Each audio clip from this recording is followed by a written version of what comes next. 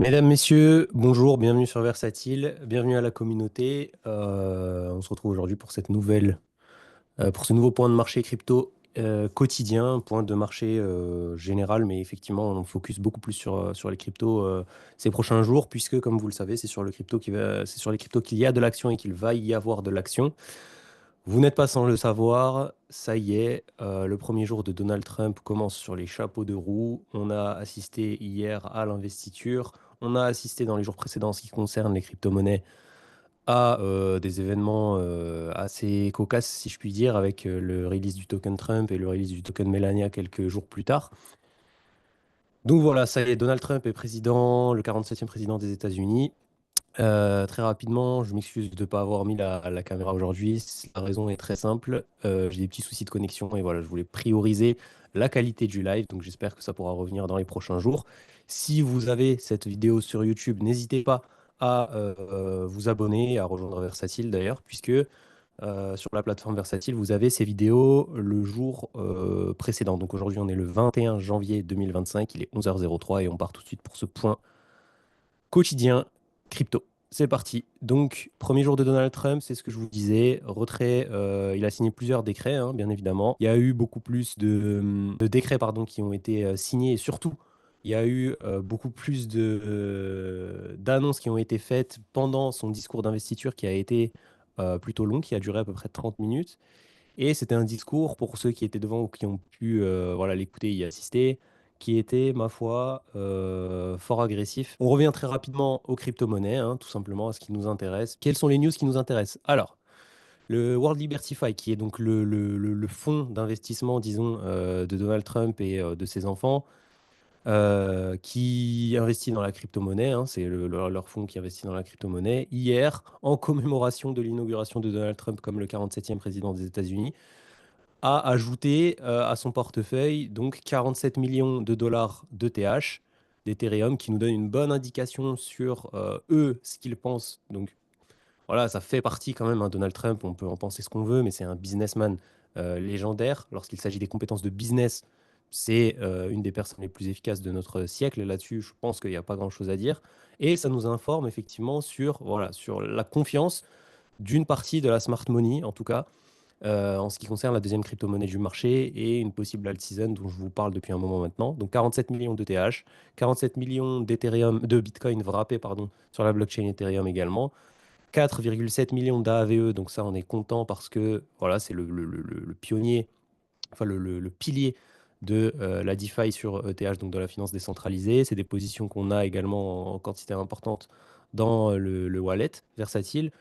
4,7 millions de links, donc ça c'est pareil, 4 700 000 links, c'est une position qu'on a aussi, 4 700 000 Terra Luna et 4 millions, Terra Luna, pardon, Tron, TRX, et 4,7 millions d'ENA. Donc voilà, ça c'est le wallet hein, du World Liberty Token Wallet, qui continue à grossir petit à petit, et puis on le voit, hein, ce wallet il a 327 millions de dollars aujourd'hui, et il contient 56 000 Ethereum. Croyez-moi que ces gens-là n'accumulent pas de l'Ethereum si Ethereum était en phase d'euphorie, si Ethereum était en phase de grosses corrections, et si c'était pas plutôt pour jouer une orientation à la hausse dans les prochaines semaines, les prochains mois. Donc ça me rend extrêmement bullish sur la deuxième crypto-monnaie du marché et sur l'ensemble des alts par extension. Autre news macro qui est assez intéressante, je vous donnais hier l'information de la recherche, effectivement, How to Buy Crypto aux États-Unis et dans le monde. Elle a explosé sur Google Trends. Et bien, devinez quoi? Aux États-Unis, les 5 premières top finance apps dans l'App Store sont des applications pour acheter de la crypto-monnaie. Donc, on a Moonshot, Crypto.com, les Coinbase Wallet et Coinbase, et le Jupiter Mobile, qui est donc l'application pour Solana. Donc pareil, ça me rend hyper bullish d'un point de vue macro sur le fait que les retails sont en train d'arriver petit à petit, notamment via effectivement le Trump Coin et le Melania Coin dernièrement. Et enfin, malgré le fait que Donald Trump n'a pas, dans tout son discours d'investiture, il n'a pas mentionné une seule fois les crypto-monnaies. En revanche, l'information qu'on a eue hier soir, enfin ce matin plutôt tôt, voilà, c'est quasiment officiel. Ross Ulbricht, le créateur de Silk Road, donc Voilà, pour la faire courte, Silk Road, c'est une ancienne plateforme sur Internet, tout simplement place de marché sur laquelle vous pouviez acheter énormément de choses, y compris des choses illégales. Et c'est pour ça que Russell Bricht a été mis en prison à la suite de ça. C'était un des premiers sites internet à accepter les paiements en crypto-monnaie. Et voilà, donc c'est un pan de l'histoire, comme le dit Grégory Raymond aujourd'hui ici. C'est un pan de l'histoire de Bitcoin qui s'achève. 10 ans après sa condamnation à la double perpétuité, il a aujourd'hui 40 ans. Et c'est Elon Musk qui est à cette heure qui nous disait Ross will be freed too. Et donc voilà, ça nous donne l'information que effectivement Donald Trump bah déjà l'a promis dans sa campagne, donc va tenir certaines de ses promesses, mais en plus de ça, a toujours la crypto-monnaie en arrière-fond dans un coin de sa tête. Une autre information qui a complètement rien à voir, c'est pas du tout de la macroéconomie, mais je voulais vous en parler, c'est un outil qui peut être super intéressant pour ceux qui ont des transactions, qui font des transactions de temps en temps sur Solana. C'est Tagado Bitcoin et Crypto qui donne l'information, je voulais pas me l'approprier. Il peut arriver que certaines transactions n'aboutissent pas, et il y a un super outil qui s'appelle Claim Your Sol, qui vous permet de connecter votre wallet Solana, donc que ce soit un wallet Solflare ou un wallet Phantom, si je ne dis pas de bêtises, même MetaMask maintenant. Vous le connectez et en fait, ça va vous mettre ici tous les Solana que vous avez perdus ou qui sont suspendus dans les transactions et vous pouvez les claim et les récupérer. N'hésitez pas à le faire parce que j'ai été sceptique et je pensais que dans mon cas, par exemple, où j'ai fait énormément de transactions sur Solana, ça allait être quelques poussières de sol. Ça m'a permis de récupérer 1,5 sol, cette manip, sur toutes les wallets que j'ai sur Solana. D'accord? Donc, au prix du sol actuel, quelques centaines de dollars, on ne crache pas dessus, ça va nous permettre d'investir potentiellement sur d'autres cryptos ou de conserver le sol si on pense qu'il peut aller encore plus loin et que c'est une bonne position, chose qu'on pense à chez Versatile. Donc, pour faire un point de marché maintenant très rapidement, on a fait un petit tour de la macro, hein. On va faire un petit tour de marché. Bitcoin, le métronome, bon bah voilà, hein, on a un genre de double top, mais pour l'instant, est-ce que c'est vraiment un double top? Non, il n'est pas validé, bien évidemment. Pour l'instant, on se fait rejeter sur cette résistance, effectivement, sur la TH qu'on a fait hier des 109 000, mais disons 108, 110. Pour l'instant, tant qu'on ne passe pas cette résistance avec des volumes, on est ici en weekly, je vous le rappelle, on est toujours dans cette box d'accumulation, tout simplement. Le support au sud à 89, 88, avec la moyenne mobile 20 en weekly qui est en train de monter à 84 tranquillement. Donc, n'oubliez pas qu'à un moment donné, on peut faire un spike, hein. Le mois de janvier n'est pas terminé, le mois de janvier est chaotique en crypto-monnaie, historiquement. Donc on peut toujours faire un spike à 84, 85 sur cette moyenne mobile 20 avant de repartir, comme on peut casser la résistance avec une forte bougie d'impulsion haussière, comme on a eu, c'est la bougie du 4 novembre, de la première semaine de novembre 2024, et renvoyer une tendance haussière. Donc je vous le rappelle, hein, on est en weekly ici. Ça, c'est pour Bitcoin. La deuxième crypto-monnaie du marché qui est Ethereum et qui est juste ici, rien à plus de dire, rien de plus à dire, pardon, que hier, puisque on est en train de rebondir en weekly sur la moyenne mobile 50 et la moyenne mobile 20. Donc voilà, Ethereum est en train de consolider. On est encore dans les temps en ce qui concerne Ethereum, puisque vous avez ces 280 jours-là qui nous indiquent sur les précédents cycles à quel moment on a passé les ATH. Vous pouvez voir que par contre, ça commence tout doucement à être late sur Ethereum. C'est une position que nous, on ne joue pas, mais il va falloir effectivement, en étant 100% honnête et transparent, qu'Ethereum se réveille à un moment ou à un autre et on l'espère assez rapidement. Personnellement, nous, de toute façon, vous avez nos timings hein, sur la plateforme Versatile. Vous savez, on estime, et à partir de février, qu'il y aura notre fameuse alt season.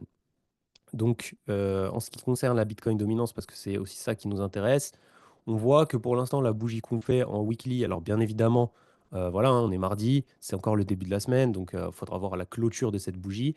En tout cas, la bougie de la semaine dernière, on a clôturé et on a cassé la moyenne mobile 20 en weekly. À voir si on est capable cette semaine de ravaler cette bougie et de recasser à la baisse cette moyenne mobile 20.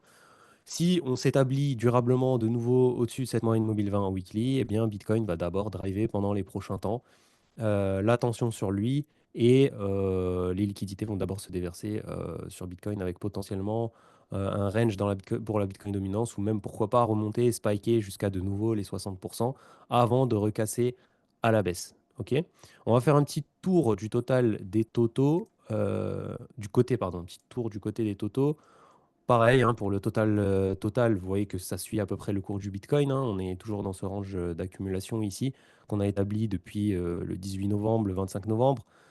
Donc on a spiké pas mal de fois sur la résistance des 3700 milliards. On a validé le support de l'ancienne ATH qui est à 3000 milliards. Sur le total, il faudra dépasser avec une belle bougie d'impulsion haussière, comme ici lundi 4 novembre, en weekly, cette box d'accumulation, ce range d'accumulation ici qu'on peut voir, hop, qui est juste ici, pour valider une belle clôture et une belle reprise de la tendance haussière, tout simplement. Une fois de plus, ici, hein, on est dans les temps, voire même en avance, puisque généralement, c'était 280 jours après le halving qu'on cassait la TH. On l'a cassé bien plus tôt sur le premier total. Et c'est la semaine prochaine que, historiquement, on cassait les anciennes ATH. Du côté du total 2, lorsqu'on exclut Bitcoin, c'est exactement la même chose. On n'est pas encore arrivé à notre ATH. On est dans la semaine où, en moyenne, par rapport au dernier halving et au dernier cycle, on est censé casser l'ATH. On n'y est pas encore. Ça peut prendre encore quelques semaines. On est dans ce range d'accumulation, on est en train de comprimer, même ici on voit que le cours est de moins en moins volatile en termes de corps de bougie, même si c'est encore volatile en termes de mèche, mais c'est normal puisqu'on est sur des bougies hebdomadaires.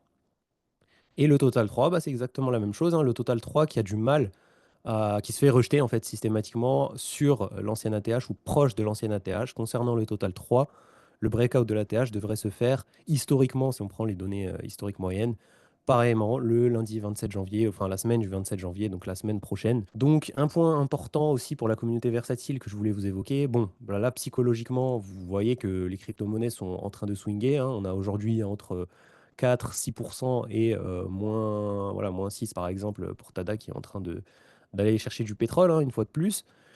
Mais on est toujours dans l'attente, dans ces zones d'accumulation, vous le voyez, excepté voilà, pour des crypto-monnaies un peu particulières comme Deep. Mais globalement, on est dans ces zones d'accumulation où il faut patienter et digérer les phases de hausse qu'on a eues sur les derniers mois, tout simplement. Donc voilà, c'est salutaire pour la suite. Je voulais juste vous parler d'un token, puisqu'il y a une position dans le wallet qui va probablement changer bientôt.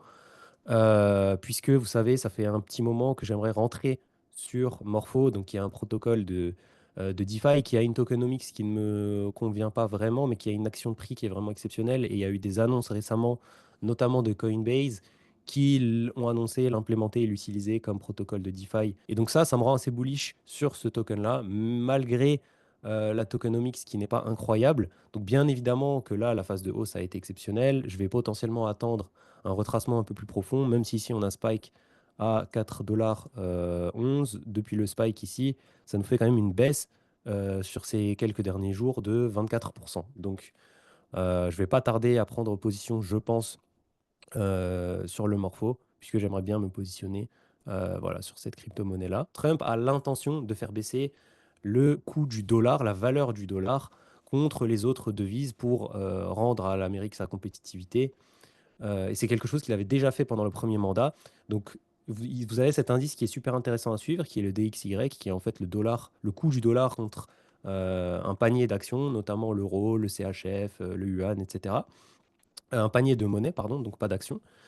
Et vous voyez que ce qui est assez intéressant à noter, c'est lorsque le DXY, donc lorsque le coût du dollar, lorsque le dollar est fort, c'est très compliqué pour les actifs. C'est plus compliqué pour les actifs risqués qui sont cotés en dollars, notamment pour Bitcoin, de prendre de la valeur. En revanche, lorsque le DXY et lorsque le cours du dollar va commencer à baisser contre ce panier de monnaie ici, lorsque le DXY, la force du dollar va baisser, vous pouvez voir hein, ici les hauts perchés, là, on a les moyennes mobiles en weekly 20, 50 et 200 qui sont relativement loin. Donc il y a encore pas mal de potentiel de baisse.